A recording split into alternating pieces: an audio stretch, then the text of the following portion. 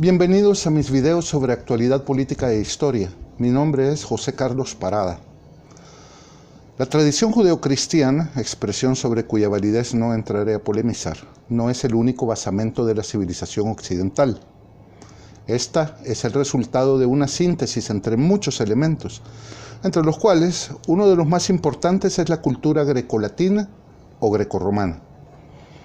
Nadie puede ignorar que esta última se desarrolló en el contexto de una religión politeísta muy distante de las tradiciones judeocristianas que ya estudiamos en los videos anteriores. Así que también es indispensable para el estudio de las raíces de nuestra civilización comprender con la mayor precisión posible el origen, la naturaleza, el desarrollo y las modalidades en las que se expresaron las religiones politeístas idolátricas de la antigüedad. A eso dedicaremos este video.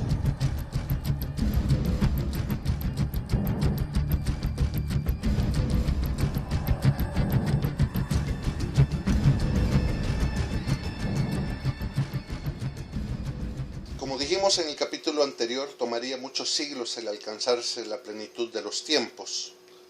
Si basta una o dos generaciones para que a nosotros nos resulte imposible reconocer a los primos lejanos en medio de discordias familiares, no es de extrañar que en estas cada vez menos pequeñas migraciones del comienzo de la humanidad, el planeta se fuese poblando de comunidades que empezaban a verse unas a otras como extrañas, sino como enemigas. Esta fragmentación era más acusada en la medida en que la tradición de lo sucedido, de lo porvenir y del común origen, se iba desestimando y traicionando. La idea de un Dios providente, trascendente y amoroso con quien se estaba en deuda fue perdiéndose, desvaneciéndose. Y los corazones de los hombres se precipitaron en la idolatría de sus bajas pasiones o de dioses metafóricos que solo vagamente recordaban al verdadero. Así surgió el paganismo, la idolatría y el politeísmo, al ritmo del desplome de la inteligencia y de la voluntad humanas en los abismos del error y del vicio. La idea de un Dios único, infinitamente perfecto, trascendente, creador, amoroso y providente no fue entonces el final de un proceso evolutivo, sino todo conduce a concluir que la certeza original sobre su existencia fue obliterada gradualmente en aras de novedades sincréticas más ventajosas para el orgullo humano. Las más completas y desprejuiciadas investigaciones sobre religiones comparadas dejan en evidencia el hecho irrefutable de que las grandes mitologías paganas politeístas tienen todas, casi sin excepción, una especie de telón de fondo que se prefiere poner entre paréntesis: la existencia de un padre de todos los dioses, o de una realidad suprema que evoca el origen común al que me refiero. Piénsese en el Nun egipcio, por ejemplo, o en el Urano griego, o el Saturno romano, o en el espíritu creador Algira de los aborígenes australianos, o en el cielo confuciano. No es solo el olvido del deudor frente al acreedor el que explica el politeísmo pagano, sino también la expansión militar de los pueblos. Al irse agregando las comunidades a la potencia expansiva, la potencia conquistadora, el nombre que la localidad le daba al Dios creador se iba sumando al panteón constituido por otros tantos nombres que solían referirse al mismo Dios.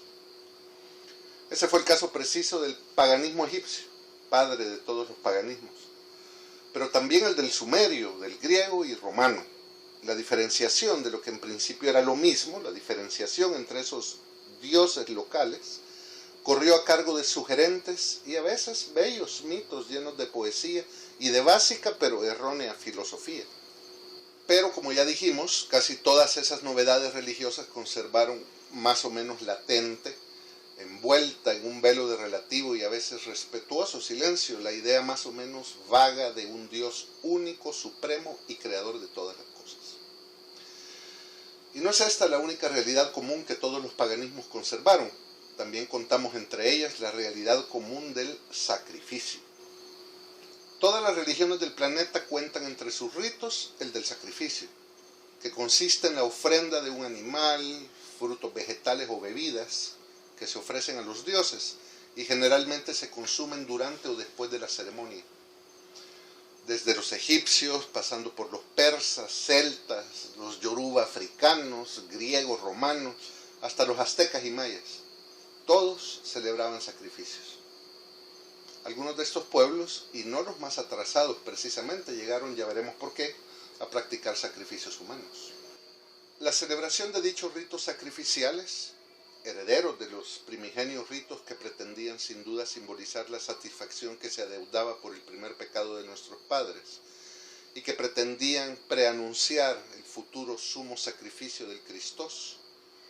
La celebración de dichos ritos sacrificiales, decía, fue exigiendo la existencia de personas dedicadas, consagradas a esos menesteres, y así surgió la casta sacerdotal, presente también en todas las nuevas religiones, en todas las latitudes del planeta. Es necesario para los efectos de este discurso señalar que hubo diversos tipos de paganismo.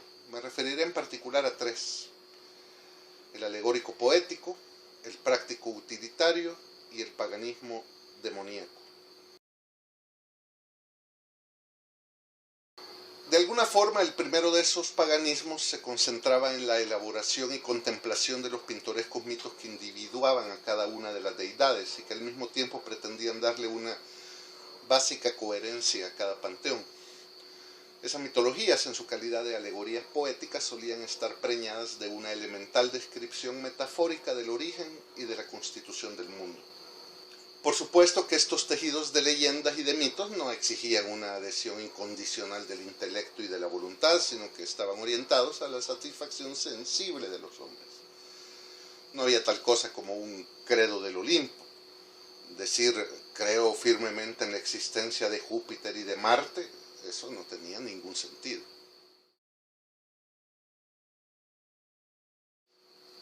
Estaba también el paganismo práctico, que inclinaba el quehacer de sus diosesíos o de sus fuerzas a velar por, u obstaculizar en su caso, las actividades vitales del hombre, desde levantarse por la mañana, pasando por la comida, el cultivo, la cosecha, la familia, la guerra, el comercio, incluso el sueño.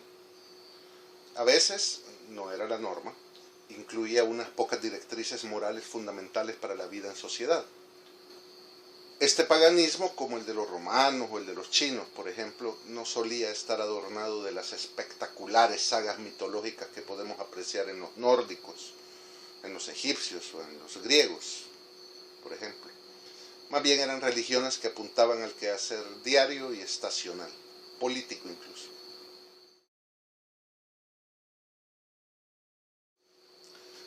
Pero cuando surgía el afán imperioso de manipular en su propio beneficio las fuerzas naturales hasta sacarlas de su cauce, el ser humano aprendió pronto a invocar las fuerzas demoníacas. Y supo de inmediato que para hacerlas presentes y hacerlas actuar a estas fuerzas demoníacas, no bastaba con una cándida libación o con una inocente oblación de frutilla fresca. Era menester hundirse ceremonialmente en las ciénagas más hediondas y profundas. Así surgió el horrendo paganismo demoníaco, que fue el que institucionalizó los sacrificios humanos y glorificó la sodomía, como el culto a Moloch de los fenicios y cartagineses, o el culto azteca a Huitzilopochtli, o los cultos secretos orgiásticos que surgían como hongos en el oriente, o las truculentas tinieblas religiosas de los asirios o de los babilonios. Estos tres tipos de paganismo, debido a su carácter politeísta, no se presentaban aislados en toda su integridad. Prácticamente todas las comunidades del planeta contaban con alguna dosis de cada uno de ellos. Se encontraban en cada caso entretejidos, pero siempre era uno el que dominaba. El griego era el modelo de un paganismo primordialmente poético. El romano, el del paganismo sustancialmente práctico, y el cartaginés y el azteca, los paradigmas del demoníaco.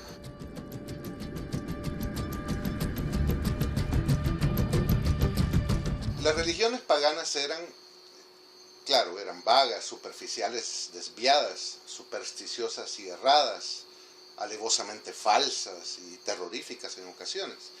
Pero las religiones paganas eran así, no obstante, el cauce en el que casi la entera humanidad empezó a canalizar vanamente su honda, profunda y natural sed de religarse con el buen Dios.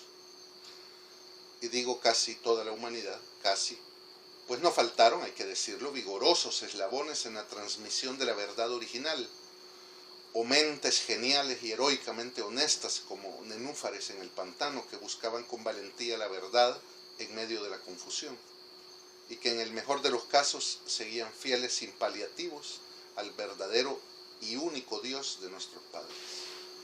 Me refiero aquí a los patriarcas antediluvianos y más tarde a personalidades como los filósofos griegos Genófanes, Aristóteles, Platón, el faraón Amenhotep IV, por ejemplo, el filósofo Séneca en Roma.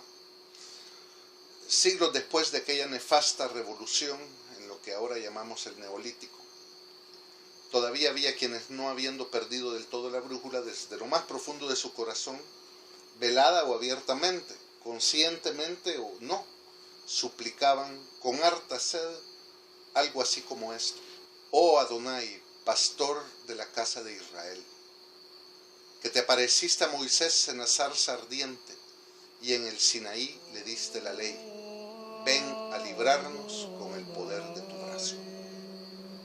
Et dux Domus Israel, qui Moisi in igne flamme rubi apparuisti,